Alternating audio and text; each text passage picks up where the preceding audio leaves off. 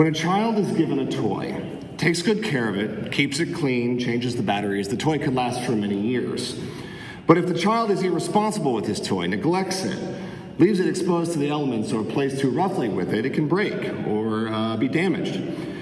That child might then come to his mommy and daddy and beg them for a new one. It would be bad parenting for them to grant the request. It would instill in the child a sense of entitlement that he can have whatever he wants regardless of his own behavior. It is the job of the parent to teach the child both a sense of responsibility and good stewardship.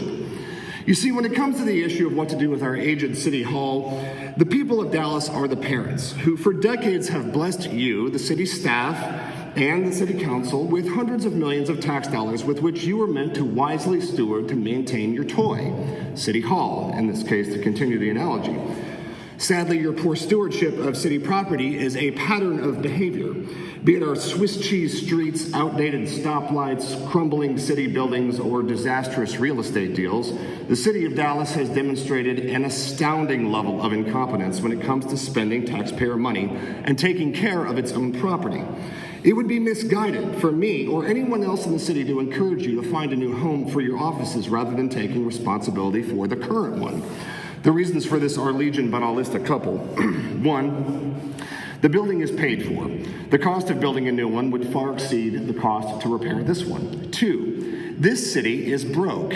$9 billion in debt, $15 billion in deferred maintenance on streets, construction of a $5 billion convention center, and exponentially growing pension obligations. Therefore, you cannot afford to move into a new home even if you wanted to. Today, you're voting to authorize the city to explore alternative locations for City Hall. By all means, do the diligence and get some hard numbers for the cost of all options. But that should include getting estimates from multiple independent engineers and contractors on the cost to fix this building. Regardless of what your research comes back with, it's doubtful that relocating or building a new City Hall makes any financial sense, nor should the taxpayers be burdened with it. Finally, I find it both troubling and curious that some of you have already decided that scrapping City Hall is the best option without having all the information about the cost to do so. Could it be that you're having backroom conversations with our city manager in the Dallas Mavericks to broker a deal for a new arena? If that's the case, firstly, this should be a public discussion, not one done in secret.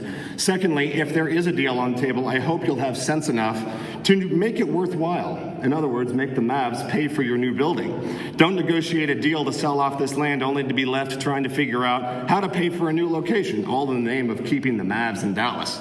A pro sports team might be valuable to the city, but good stewardship and not going broke is more important than anything else. Thank you.